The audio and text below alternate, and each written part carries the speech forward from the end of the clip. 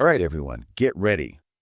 Because today, we're going deep on something I know all of you deal with every single day. Yeah.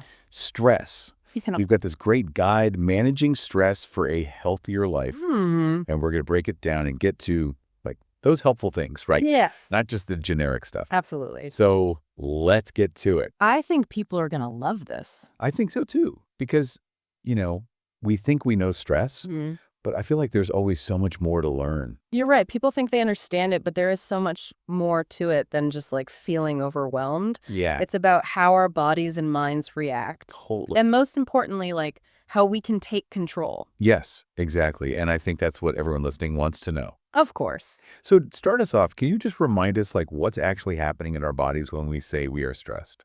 Okay. So, it's about our ancient wiring, right? Yeah. So imagine, you're facing a saber-toothed tiger. Oh, scary. Right. That's acute stress. Your heart races, you get this burst of energy. Uh-huh. It's the fight or flight response Okay. kicking in. I feel like sometimes giving a presentation or having a deadline, Totally. they kind of feel like that tiger. Oh, for sure. But I think that's not the type of stress that like we're really worried about here.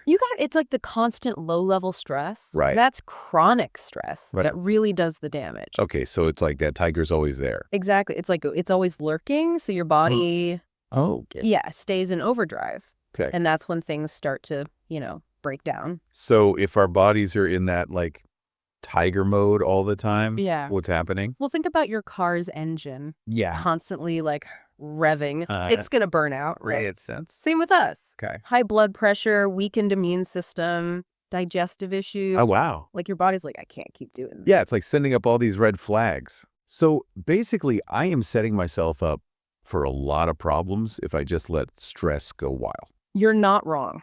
Okay, great. And not just physical problems like brain fog, anxiety, trouble focusing, mood swings. Oh, no.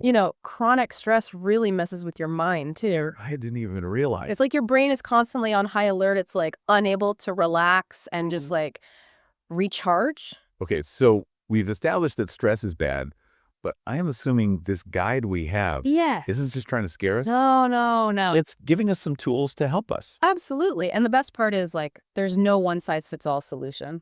I like that. Yeah, It's about finding what works for you.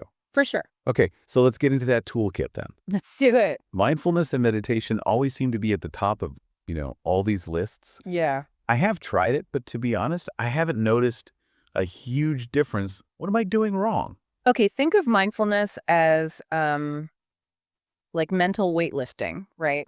It's not a magic bullet. It's more like training your brain Okay. to focus on the present moment. Yeah. You know how stress sends your mind racing with like what ifs and worries? Yeah, all the time. Mindfulness helps you hit the pause button. So it's not about like emptying your mind. Right. It's more about like noticing the thoughts, but not getting carried away with them. Exactly. It's like watching clouds, right? Okay. Drifting by, Uh-huh. you notice them, you acknowledge them, Yeah, but you don't chase after them. that makes a lot more sense. Right. Yeah, that's a much better way to think about it. But how do we put this into practice? Well, start simple, Yeah. Like even just 5 minutes of deep, belly breathing can make a difference. Okay. It signals your nervous system to like chill out. Mm-hmm. There's tons of guided meditation apps too, Yes. if you prefer. Like a little more structure. I've seen those. What about those body scan meditations? Yes. Is that just like laying there and thinking about your toes? It's more than just thinking. It's about bringing your attention to each part of your body, Okay. noticing any sensation Yeah. without judgment. Okay. And it's amazing how much tension we hold without realizing it. That's actually interesting. Right. Okay, moving on to a classic exercise. Yes. I think we all know it's good for us, but how does that tie into stress? It's more than just blowing off steam. Okay. It's like a multi-pronged attack on stress. Oh, So you've got the endorphin rush, okay. which is like a natural mood booster. Right. And different types of exercise actually target different aspects of the stress response. Okay, tell me more about that. Okay, so when you're stressed, your sympathetic nervous system is in overdrive. Yeah. So high intensity interval training, Okay. or HIT, Mm-hmm. it actually mimics that fight or flight response, Okay. then allows your body to recover. Oh. So it's teaching it to handle stress better. So I am training my body to deal with those like tiger moment. And it's so That's so cool. On the other hand, gentle yoga focuses on like deep breathing and activates the parasympathetic nervous system, promoting calmness and relaxation. So it's not just about getting sweaty. Right. It's about doing the right type of movement for what you're needing. Exactly. Okay, I'm sold. Good. And don't forget, even just like a walk outside Oh, yeah, of course. can help a lot. For sure. Okay, time to fess up. I feel like my diet is probably not helping my stress levels. I feel that. Late night sugar cravings, endless cups of coffee help me break this bad habit cycle. Okay, well, you're not alone. I'm glad to hear that. What you eat directly affects your stress response. Okay. So think of food as fuel for your brain and body. Yeah. When you're constantly, running on sugar and caffeine, it's like putting low-grade gas in a high-performance engine. Oh, that's a good analogy. Right. Yeah. You're going to get sputtering and misfires. That's me. Yep. Okay, so what should I be putting in my tank then? Okay, so focus on like nourishing whole foods. Okay. Omega-3 fatty acids, found in fatty fish like salmon. Yeah. They're like brain-protecting superheroes. Wow. They help reduce inflammation and improve your mood. I do love salmon. Yeah, it's great. Wow. Magnesium is another stress-busting superstar. Okay. It helps relax muscles and calm the nervous system. Oh, wow. Leafy greens, almonds, Yeah. even dark chocolate. Now we're talking. The good stuff. All right, but what should I avoid? I'm sure I already know the answer, but tell me anyway. You probably guessed it. Refined sugar and excessive caffeine. They create, those energy spikes and crashes that leave you feeling jittery and anxious. My afternoon latte is calling my name right now, but I'll try to resist. Think of it as a swap, not deprivation. I like Try green tea Okay. or herbal infusions. They provide a gentle lift without the crash. Okay. And for those sugar cravings, reach for a piece of fruit Okay. or a handful of nuts. All right, I can do that. Your body and mind will thank you. Small changes, big impact. Exactly. Okay, this is a big one for me, sleep. Yes. I know it is so important, but, when I am stressed, sleep is the first thing to go. Sure. So how do I break that cycle? So it's all about creating a sleep sanctuary and setting yourself up for success. Yeah. So think of sleep as your body's nightly reset button. Okay. It's when your brain and body repair and recharge, processing the day's events and preparing you for tomorrow. It's easier said than done, though, when your mind is racing with your to-do list. I hear that, but even small tweaks to your sleep routine can make a world of difference. Like what? Consistency is key. Try to go to bed and wake up around the same time each day, even on weekends. Oh, man, that's a hard one. I know.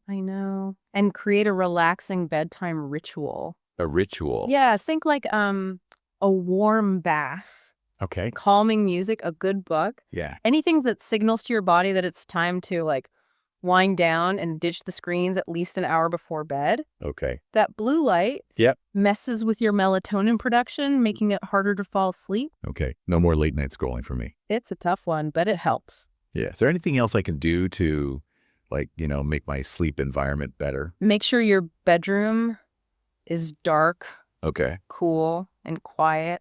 Okay. Think blackout curtains. Yeah. White noise machine, a comfy mattress. Yeah. You want to create a space that promotes deep, restful sleep. I like it. My bedroom is about to become a sleep haven. There you go. Okay, one last thing before we move on. Okay. Time management. Yes. I feel like I am constantly drowning in to-dos. Yeah. And it's a major source of stress for me. I understand that. Any tips for taming this beast? Okay, so time management is all about, prioritizing, setting realistic expectations, and learning to say no. Ooh, that's a hard one. It is, but it's important. So should I embrace my inner list maker? Exactly. Okay. Whether it's a digital calendar, a planner, or a simple to-do list. Find a system that works for you. Yeah. And stick with it. Okay. Break down large tasks into smaller, more manageable chunks. And don't be afraid to delegate or, outsource tasks that you don't have to do yourself. Delegation, that's a good tip. It can be helpful. But what about when you're just staring at this mountain of work and feeling totally overwhelmed? I know what you mean. How do you avoid burnout and, stay focused? Have you heard of the Pomodoro technique? I have, but I've never actually tried it. It's a game changer. Okay. So you work in focused bursts of 25 minutes, Okay. followed by a 5-minute break. Okay. It helps you stay on track, and it prevents, like, mental fatigue. So I'm going to add that to my toolkit. You should. And breaks are important, right? They are a necessity. Okay, good. You know, getting up and moving, stepping outside for fresh air, or simply closing your eyes for a few minutes can do wonders for your, like, focus and productivity. This is all making so much sense. I'm really starting to see how all these small changes can really add up to, help manage stress. That's great. And make you feel better. Yeah, it's about creating a holistic approach that addresses stress from multiple angles. Okay, and like you said, we're just getting started. Exactly. But before we move on to part 2, I want to hear from our listeners. Yes. What are your biggest time management challenges? Right. Share your struggles, your success stories on our social media. Yes. We'll be back soon to tackle those and more. Looking forward to it. Me too. Welcome back, Deep Divers. I'm excited for part 2. I've already started trying out some of those time management tips. Yeah. Yeah, that Pomodoro technique is awesome. It really is. I can already see how it's helping me. It's amazing, right, how such a simple technique can have such a huge impact. Totally. But let's shift gears a bit. We touched on social connection earlier. Yeah. I think that's another powerful tool for managing stress. Yeah, for me, I am more of an introvert. Okay. So sometimes I like socializing when I'm stressed doesn't seem like the right thing to do. Yeah.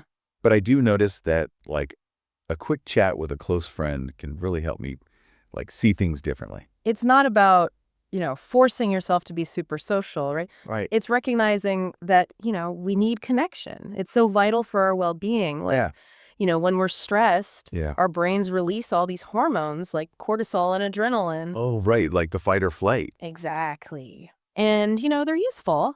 But when we're chronically stressed, they're elevated all the time. Right. And that can lead to feeling isolated and lonely. Okay. But connecting with others, even in small ways, releases oxytocin. Oh, I've heard of that. It's the cuddle hormone. Okay. It has this, like, calming effect, right? Yeah. It counteracts the stress hormones and makes you feel like you belong. So it's like the antidote to stress? That's so cool. It is. Does it matter who we connect with, though? Yeah.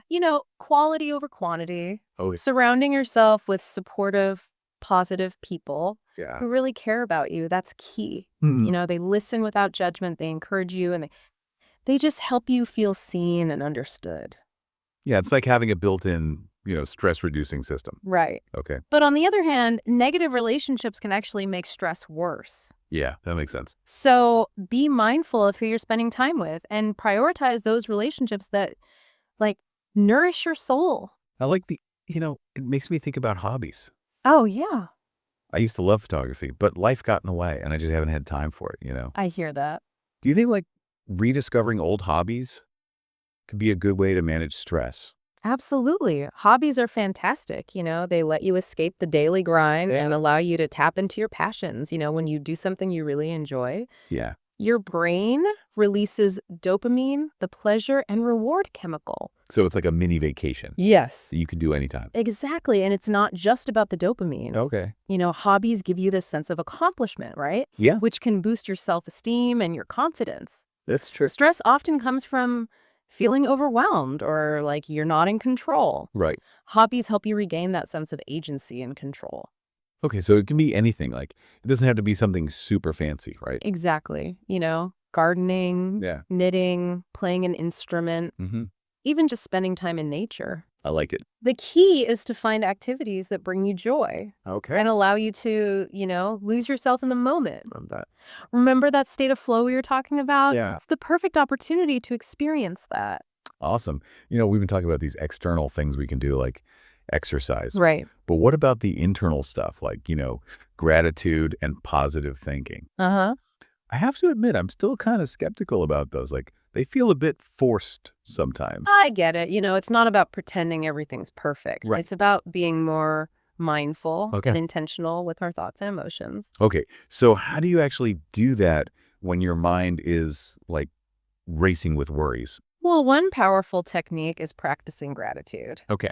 It's about actively focusing on the good things, no matter how small. Okay. It could be, a nice sunset, Yeah. A good meal, a kind gesture from someone you don't know. Yeah. Or just the fact that you woke up healthy today. I can see how that could help shift your mindset. Right.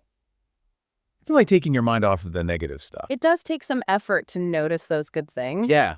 But, it gets easier with practice. Oh. You could, keep a gratitude journal every day. Write down 3 things you're thankful for, even if it's just a cup of coffee. Yeah. Or a text message from a friend. Okay. Does it actually work, though? Yeah. Like, is there any science behind it? Actually, yeah. There's a lot of research showing that practicing gratitude is good for you. Interesting. Mentally and physically. Oh. Studies have shown that it can, lower stress levels, improve sleep, boost your immune system. Okay, I'm convinced. What about positive thinking, though?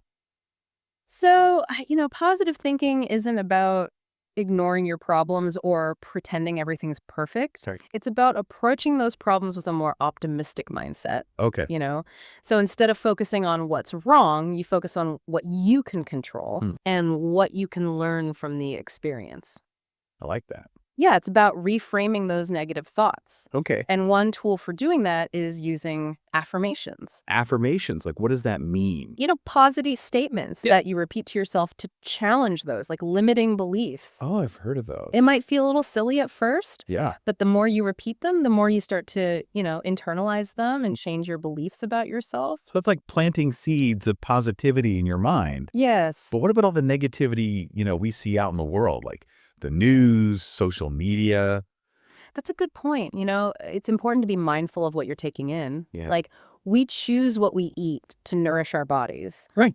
We have to be selective about the information we take in to nourish our minds. That makes sense. If certain news outlets or social media accounts constantly make you feel bad, maybe it's time to unfollow them or limit your exposure. So it's like a digital detox. Exactly. That's a good way to put it. It's not about ignoring the problems in the world. Yeah. It's about protecting your mental and emotional well-being. Totally. And choosing to focus on the things that empower and inspire you.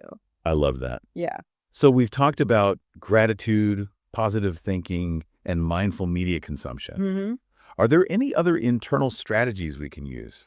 Yeah. One really powerful one is cultivating self-compassion. Okay. So it's about treating yourself Yeah. with the same kindness that you would offer to a good friend. Okay. We often set super high standards for ourselves. Well, yeah. And get down on ourselves when we make mistakes. I do that all the time. Self-compassion is about recognizing that, we're all human. Yeah. We all make mistakes and we're all worthy of love and acceptance, even with our flaws. That's important for me. We often have this inner critic in our heads, Totally. constantly judging. Yeah. Self-compassion is about silencing that critic. I like that. And replacing it with kindness and encouragement. I think we could all use a little more of that.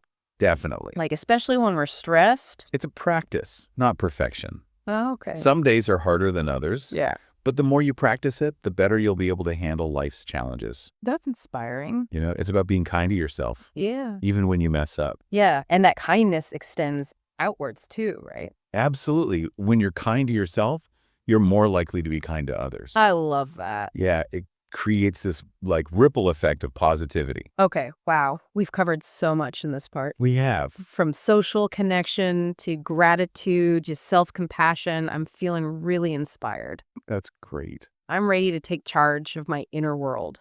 It's all about, finding what works for you and making it a part of your life. Yeah, make it a habit. Yeah. And, it's not about being perfect. For sure. It's about making progress. But before we move on to part 3, where we're going to be talking about the importance of seeking professional help. Yes. And creating your own personal stress management plan. Yeah. We want to hear from you guys. Yes. What are your go-to strategies for creating inner peace? Yeah. Share your tips. Yeah. Share your experiences on our social media. Yeah. We'll be back soon to delve even deeper into the world of stress management. It's going to be great. All right. Welcome back to the Deep Dive. We are now on part 3. Part 3. It's been such a good conversation so far. I know. I've really enjoyed this. Me too. We've been talking about so many different stress-busting strategies. Yeah, a lot of good tips and tricks. From, working out to gratitude journals. But I feel like there's this one last piece that we need to talk about. Yeah. Which is knowing when it's time to ask for help. Absolutely. We've given everyone, this whole toolkit. Yeah. But sometimes stress can be, The big one. a heavyweight champ, and you need that coach in your corner. I love that analogy. Right. To help you strategize and win the fight. I think a lot of people feel like, asking for help is like a sign of weakness. Like they should be able to handle it all on their own. Yeah. What would you say to someone who's like, feeling hesitant to reach out? It's really the opposite of weakness. It's actually a sign of strength and self-awareness. Think about it. If you had like a physical pain, that wouldn't go away. You would go see a doctor. Right. It's the same with mental health, right? It's just as important. It's just as important, and there are people who can help. So how do you know when it's time to get help? So if stress is starting to take over and impact your day-to-day life, your relationships, your work, that's a sign that you might need some extra support. Okay. Are you having trouble sleeping? Yeah. Concentrating, or even just enjoying the things that you used to love? That's like your check engine light coming on. Yeah. You can't just hope it goes away. Right. You need to get it checked out. Yeah. So, what are some of the options out there? Therapy's a great place to start. Okay. A therapist can give you that space to explore your stressors, develop some coping mechanisms, and work towards a more balanced life. What about cognitive behavioral therapy? Oh, CBT is great. Yeah. It's really effective. Okay. It helps you identify and change those negative thought patterns that make stress worse. It's like retraining your brain, That sounds helpful. Are there other types of therapy that would be good? Oh, for sure. There are tons of options. Okay. Mindfulness-based therapies like we talked about that earlier. Yes, mindfulness-based stress reduction. Right. They combine meditation with traditional therapy. Okay. And they teach you to be more aware of your thoughts and feelings and how to manage them better. What if therapy's not an option? It feels too intimidating. Or whatever reason, it's just not accessible right now. Well, support groups can be amazing. Right. They can really help connecting with other people who get it, Yeah. It can give you that sense of community that you're not alone. Totally. There's power in that. Right. And there are tons of online resources these days. There are apps that offer guided meditations, stress reduction techniques, even virtual therapy sessions. Wow. So many options. It's really empowering, right? To know that there's help out there, no matter, what your situation is. Yeah, and asking for help, it's not a bad thing. It's not a sign of defeat. Yeah. It's a sign that you're, really committed to your well-being. And taking care of yourself. Exactly. I love that. Okay. Before we wrap up this whole deep dive, I really want to emphasize how important it is to, make your own plan. Your own personalized plan. Yep. We've talked about so many different strategies. Yeah. But you don't have to do them all. Right. It's about figuring out what works for you and incorporating it into your life in a way that, you can sustain. Like creating your own, stress-busting toolkit. I love that, experiment. Yeah. See what works for you and create a plan that you can stick with long term. It's like creating a recipe for a calmer, happier you. It is. And remember, it's a journey. Yeah. It's not a destination. So true. Some days will be harder than others. Yeah. But the key is to keep learning and keep growing. I love it. Keep coming back to those strategies. Yes. All right. Well, everyone, we've reached the end of our deep dive on stress management. This has been fun. We covered a lot of great information. A lot. But this is just the beginning of your journey towards a more balanced and fulfilling life. It's been a pleasure diving deep with everyone. Yes. Thank you so much for joining us. And until next time, take care of yourselves, prioritize your well-being, and remember, you've got this. You got this.